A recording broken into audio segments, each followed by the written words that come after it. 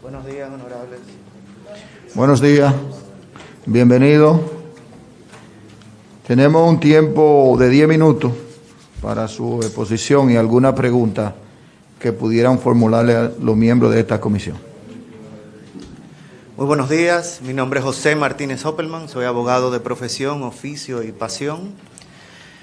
Mis preparaciones académicas se encuentran en una carpeta que ustedes han evaluado desde que fuera presentada en el mes de marzo del año 2019. Tengo estudios de Derecho Administrativo, Derecho Penal y actualmente Constitucional. No quiero desperdiciar el tiempo hablando de mí en este proceso. Lo que me motiva a estar aquí es que en el año 2016 sufrí un accidente que me llevó a una silla de ruedas. Estando ahí, me di cuenta de la vulnerabilidad de las personas en la República Dominicana y la falta de seguimiento de las autoridades para satisfacer ese derecho fundamental a la salud. De no haber tenido fondos suficientes, tal vez no pudiera entrar caminando aquí. Ese tiempo que duré sentado ahí me hizo ver el mundo y la sociedad de una manera distinta. Y hoy en día me presento ante ustedes con la voluntad de ayudar a construir una República Dominicana más justa, equitativa y donde los derechos y garantías fundamentales se respeten, sobre todo desde aquellos que tienen la obligación de respetarlos, que son ustedes, la administración pública y todos los entes del Estado cuya competencia da al defensor del pueblo el artículo 191 de la Constitución. Creo y soy de opinión que el defensor del pueblo debe concentrar sus esfuerzos en ese mandato constitucional de ser garantía para los ciudadanos cuando les sean vulnerados sus derechos y garantías, sobre todo de parte de la administración pública.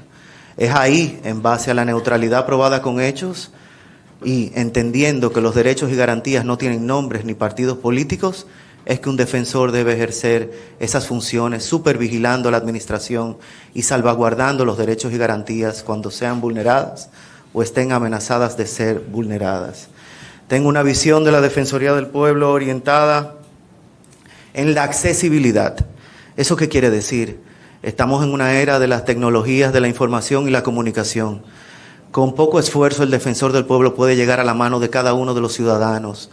Ni siquiera tenemos un portal web que permita a los ciudadanos presentar sus quejas, aun cuando el artículo 19 de la ley 19-01 permite que las quejas o reclamos sean presentadas sin mayores formalidad y en cualquier metodología posible.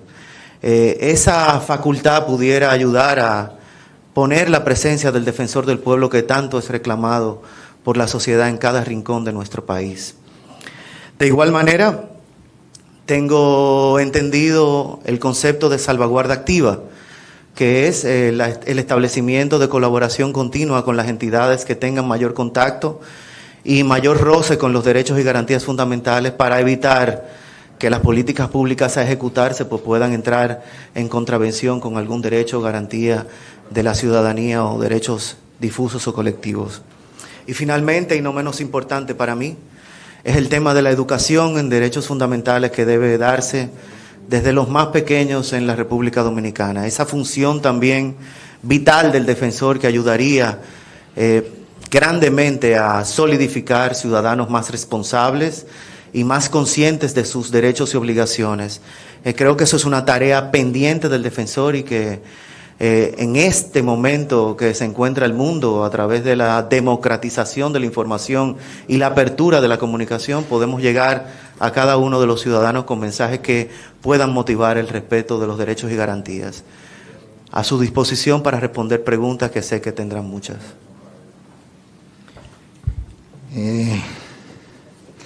Muy bien, muy bien.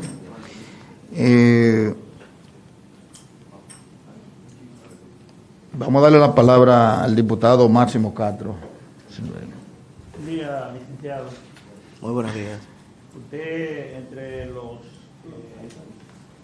abogados jóvenes que realmente tiene un gran aval de acuerdo a sus estudios y se encamina a ser uno de los grandes proponentes de derecho.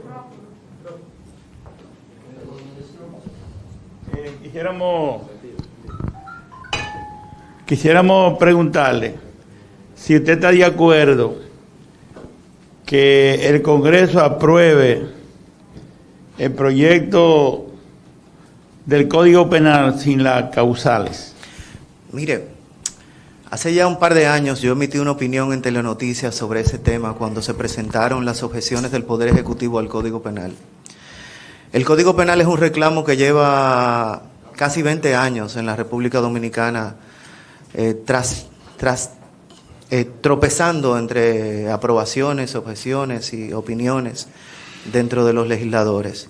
Es una necesidad imperiosa e impostergable que ustedes se aboquen a aprobar el Código Penal de la República Dominicana, que debió aprobarse concomitantemente con el Código Procesal Penal por allá en el año 2002.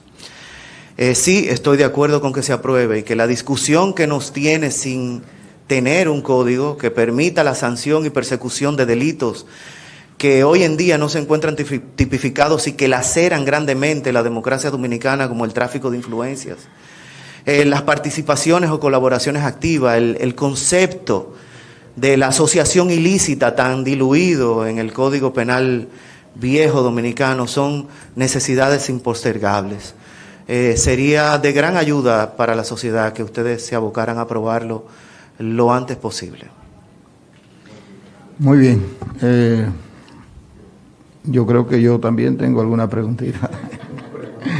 ¿Cuál es su opinión de la violencia de género y qué haría usted, mire, como defensor del pueblo? La violencia de género es un problema social de educación histórico en la República Dominicana. Hoy en día nos sorprende un poco más por ese fenómeno de la comunicación que nos arropa todo el tiempo, pero la violencia ha existido desde que existe República aquí. ¿Qué pasa con el defensor del pueblo? Y es algo que tengo que lamentablemente aclarar. El defensor del pueblo tiene facultades limitadas y dentro de esas se encuentran supervisar la administración pública para lo que se entienda correcto.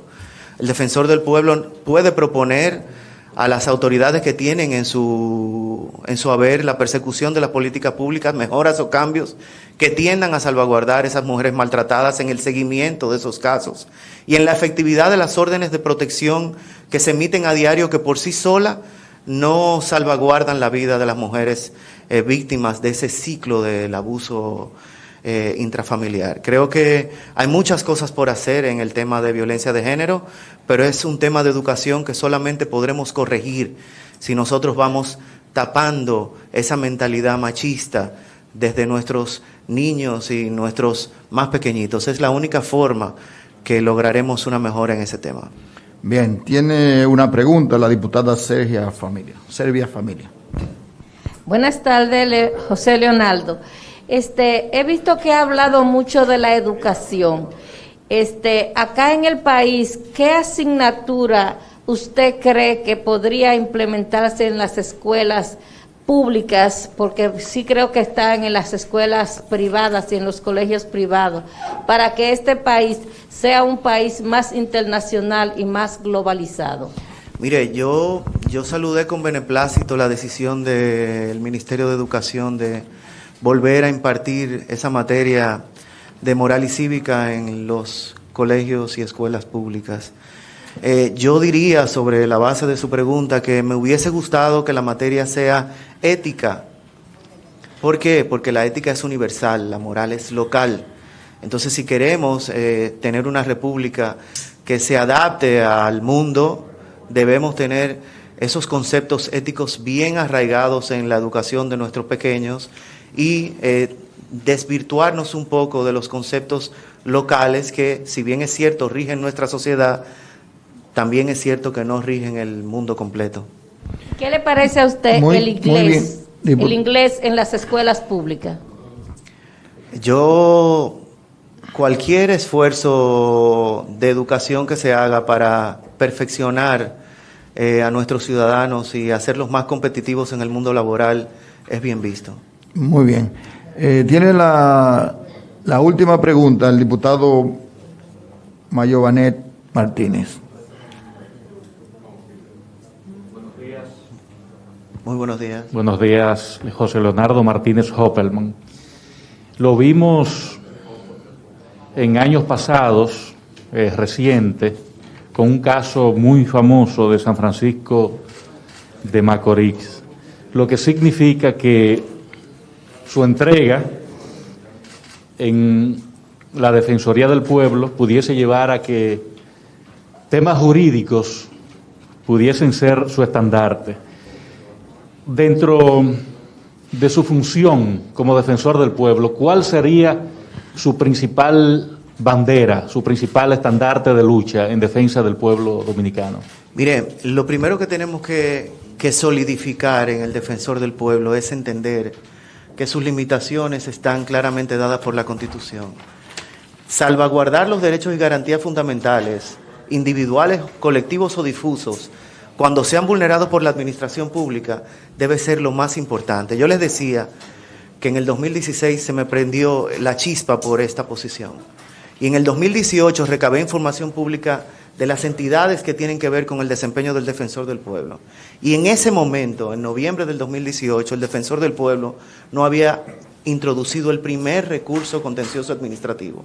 En ese momento, en el Ministerio de Administración Pública no se encontraba registrada la primera amonestación a un funcionario público por una vulneración a un derecho y garantía de un ciudadano de la República Dominicana. Y para todos es conocido que a diario, lamentablemente, vemos vulneraciones, abusos y atropellos por parte de la administración pública. Y ese es el verdadero fin del Defensor del Pueblo. Buscar un equilibrio, un ente de mediación, control de la administración pública cuando vulnere derechos y garantías fundamentales. Y esa es mi misión, si ustedes me designan parte de las ternas para ser electo por el Senado de la República como Defensor del Pueblo. Muy bien, muchas gracias por participar y le deseamos buena suerte. Muchísimas gracias a ustedes. Pasen buenas tardes. La señora María Aurelia Genao.